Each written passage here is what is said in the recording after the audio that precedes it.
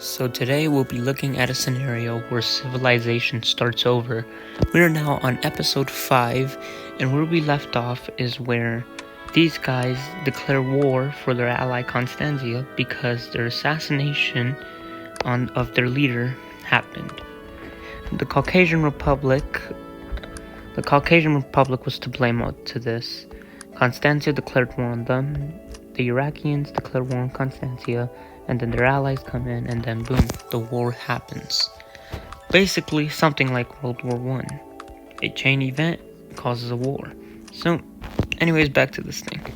So, let's get into the video, shall we? So, Arabia is probably a top power, and they decide to they get into parts of the Arabian Republic and Qatar and Azerbaijan. Azerbaijan is getting pushed back. The Iraqi kingdom pushes the Persians back, which goes relatively well until it doesn't. The Syrians get pushed back too. Desperate pushes are doing good for them. However, they're wasting more resources by the time. They also have to switch their capital to someone else. They can't let it be near the enemy. Constantia basically Constantia invades parts of the Turkish regions of where Caucasia what Caucasia has, and the war is going pretty well for the Imperial Republic and the oh god, I forgot to turn off wars. Hold on.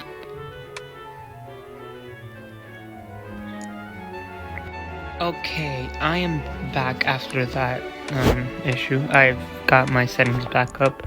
So, anyways, the Imperial forces arrive in Qatar, helping their ally out, pushing them back. The parts of here never get naval invaded. Hold on. But Persia is about to be doing something. And what they do is they do a major planned offensive. They push the Iraqi kingdom's land gains back and push them all the way until they're split. The Iraqi kingdom is now split into two nations, and the Imperial Republic also pushes back the Arabians. And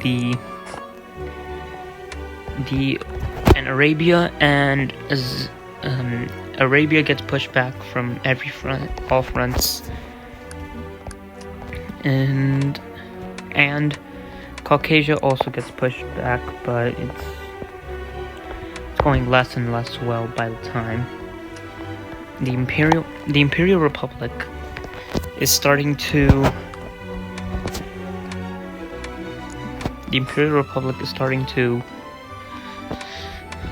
realize that they're going to win the Persian front. Jeez, I'm starting to lose words right now.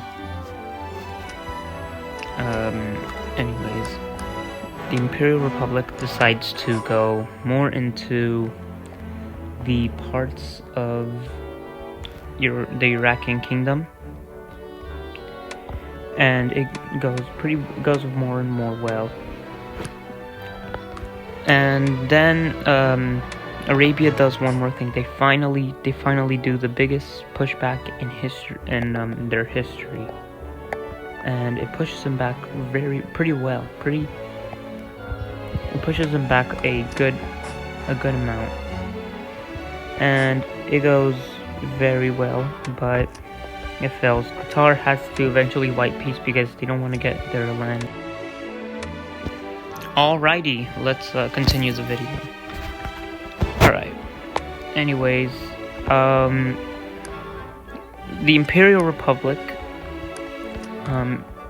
goes more and more into parts of the Arabian kingdom until they're finally closed back, and it's basically end siege after that.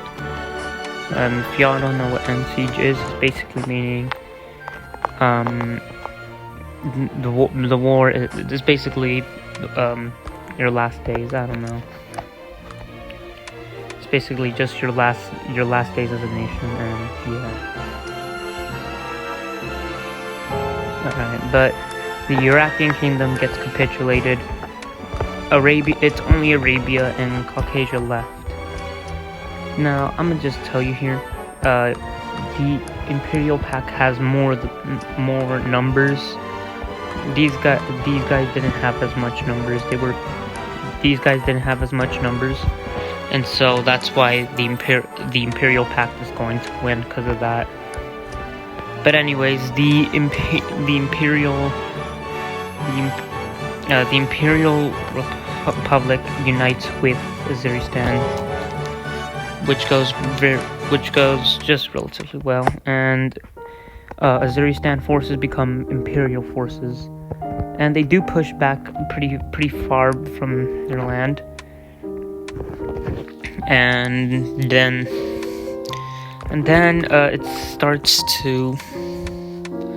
it's gonna start to go more crazier and more crazier, and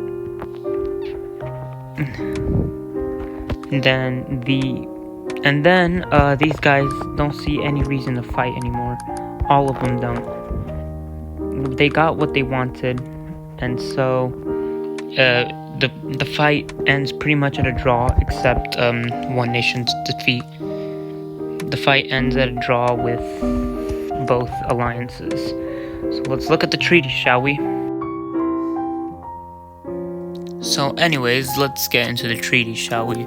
So first up, the Imperial Republic takes a bit more of Persian lands gains. The Persians don't care because they can keep their other gains, and also they're gonna get more gains from the Imperial Republic.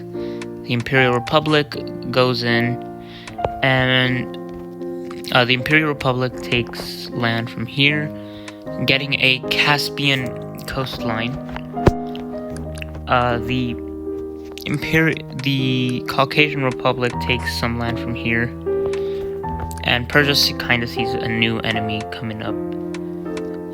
Also peace. Anyways, Arabia gets some land taken, and the Arabians take some land from the Imperial Republic. It's kind of a confusing treaty. I don't know what I'm doing here. Just kind of mind it. What else? Actually, let's make this border a little realistic, or something like that. Boom. So this is basically the new treaty. The new treaty says that there will be well, I don't know when, that there won't be any troops at their borders, and so yeah, basically that's it. And this is the treaty. So the Arabian Wars have ended. Anyways, back to other places. Roma decides to go some places they take some more parts of France, and it goes relatively well. They expand, exploring more places, which goes relatively well. And Ukraine decides to expand into Estonia, and Lithuania. Jesus. And yeah, and what else? The kingdom of Tokyo unites with its ally, which makes them the only nation that is in Japan, or makes them the only nation to have an ally in Japan. That's what I meant to say. But anyways, the Manchurians, after the Koreans collapsed, the Manchurians expand into parts of here, and the Kingdom of Qingdao decides to give uh, the North Chinese country an ultimatum, saying if they don't give all their land to them, they will invade, and they don't want to suffer any more casualties. So they decide to say, okay, fine, you win, and they have to forcefully unite with Qingdao. So yeah, that's crazy. And what else? This also goes. Okay, so what's this one? The Eastern Chinese country decides to invade they want to get some of their land back, and it goes relatively well until it kind of doesn't, but it goes pretty well, I guess. It just goes until here, and they basically peace with these guys. They can't fight a war with a person who used to fight in these landscapes, or a nation who fights in these landscapes. And then they want to do something. They want to ally with them. They want to ally with the Philippines and Japanese. I think I have a good name for this nation. So I think I have a good name for the alliance, actually. So remember that. Anyways, the Indians decide to just expand into more parts of the world, and I mean more like expand into like a sea sphere. Anyways, the Arabians. Actually, no, these guys leave the Imperial Pact because they don't see anything, and these guys disband their pact, and now it's just them left. Carthage wants to get some land from the Carthage wants to take more land from Africa, and so they go in, which goes pretty well for them. Even taking more land in Libya, and it goes relatively more well. Basically, they have to stop there because if they go any further, then how can they sustain an empire like that? So they just stop right there. The Roman Republic decides to just decides to like expand into more parts of where Slavia was. I don't know, but then these guys just built some cities around here. So basically, modernization. I mean, like cities are starting to expand into the Balkan regions, and then. Anyways, where was I? Oh yeah, basically these guys make more cities, and Ukraine decides to expand their sphere a little more until they say they can stop. They expand and expand. They go into parts of Poland and parts of Germany, and this is basically their peak until. This is basically their height until the until rebellion starts to show up, and when rebellion started to show. Wait, oh no, that's not. No, hold on. There we go. That's when rebellion starts to show up, and rebellion start to just rebel from the empire.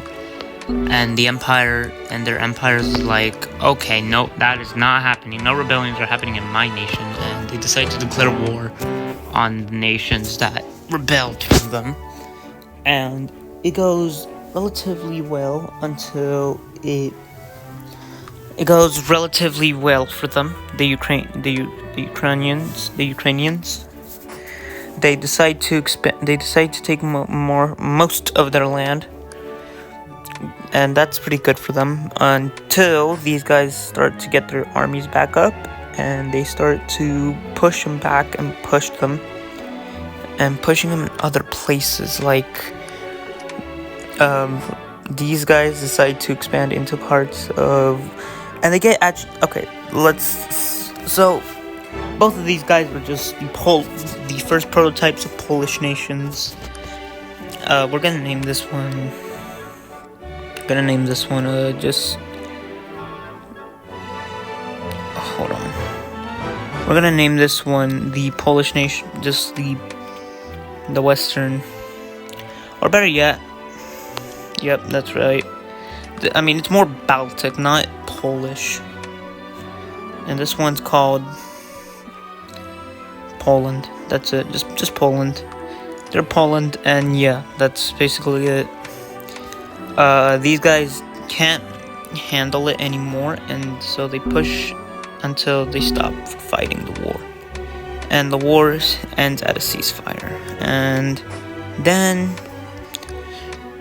right after that, the Romans expand even more into parts of France, and then these guys, the Kingdom of Slavia, decides to Roma decides to declare war on the Kingdom of Slavia, and it goes relatively well until, I mean, it goes pretty good until it, oh no, oh my god, bro. No, it goes good and good until they get eventually pushed back by the Slavic people, and then they had to figure out what to do, or else this war may never end. And so they decide to say, hey, Budapest, you want to join this war and get some land? And they say, no, we're kind of doing our things, so, and they just leave and say, all right, well, have a good day then. Anyways, they decide to just expand, push them back before they decide to go do the same, and they push back. The war goes simply like that. It's kind of like a Punic War until one has the last remaining strength, and they decide to take the capital, and the the Kingdom of Slavia decides to peace treaty, and they said that they could keep the whole coastline and even the old capital, and this would piss off the Slavics, and they would probably just expand somewhere else, like here where they expanded. And here, where they're going to expand. Oh, actually, no. This is a Rome. Well, they expand there just for now. And this is the first. And that gave me a perfect German flag. Jeez.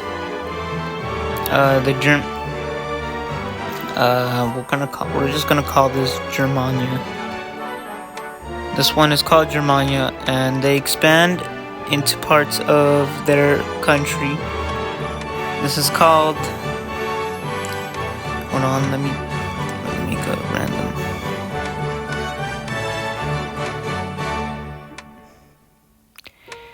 Let's see. There we go. There's the flag of Barton. I think that's pretty good name, I guess. These guys expand into parts of Germany, and it goes relatively well. These guys also expand into parts of Czechoslovakia and Poland, and then the Carthaginians. Well, these two are just basically neutral for a long time. They haven't went to war. I mean, actually, wait, what am I saying? No, Roma is not neutral. They just declared war on someone. And these guys are kind of neutral. These guys are just neutral. These guys have been the most neutral for a long time. Like 50 years, I don't know. Expansion goes great. So let's just... Okay, so this isn't supposed... Okay, that year is very wrong. Hold on, let me skip time a little. Basically meaning I gotta skip until the year like 75, a realistic year, or like 60. I don't know. It's pretty much normal. So just know that it's pretty much normal to do that. So basically it stops here. This is where the Japanese Unity War happens. And how does this happen? Well, these guys are gonna want to try to force themselves to unite Japan. And so they send an ultimatum to these guys, and they say no. And then these guys declare war on them first, and then these guys declare war on them. Or no, these guys declare war on them. And this is basically the Japanese Unity War. And a big thing about this, the Kingdom of Tokyo has been like making more ships, like the prototype ships. So they've been making a pretty good navy, and they use that navy to use. They use it here. Well, come on. They use it here, and it goes actually well. They push back these two, and these guys get declared war on too. These guys get pushed back, and the I don't know what I call this island. I forgot this island. The North Japan basically gets their backup capital installed, and the navy also. Well, the army goes pretty good with both sides. They manage to connect their enclaves, and then the unity of Japan happens. And then these guys declare war on those guys to get the island, and they decide to get the island, which goes relatively well. And they take the island from them, and it basically that one event broke their morale, and the Japanese basically win this war. And so the Kingdom of Tokyo is not Tokyo; it's Japan. Japan has came into this life and decides to say that they are the ones to unite all of East Asia. And so yeah, but then these guys decide to expand into parts of. They just basically take some islands, relatively good, and then that's basically just it for for East Asia. And then Ukraine decides to just become neutral. They do lose some land because they haven't been like paying attention to it. And so, yeah. And then what else? And then Peak doesn't come in yet, and then Roma doesn't pay attention to the parts of France, and so they lose some parts of France, which kind of breaks them, I don't know. But anyways, they do find, when they were there, they found an island, so they decided to say, hey, let's land there, and then they just landed there. These guys decide to make more cities, and make a city there, and here, and here, and here. So basically, cities around everywhere. So Roma is now basically a superpower, and it's the top one in the world. And that's basically it for today's civilization video. I hope you guys enjoyed this video. And oh wait, first let's go back to Philippines. The Philippines decide to expand their empire even more into parts of Malaysia and parts of Indonesia, and it goes good and good and good. It goes. They take some islands, and it goes now well. And then basically, and that's where I'm gonna end it. That's where I'm actually gonna end it. I hope you guys enjoyed this video. I hope you guys are having a good day, and I'll see you guys like later. I'll see you guys in the next episode. So bye.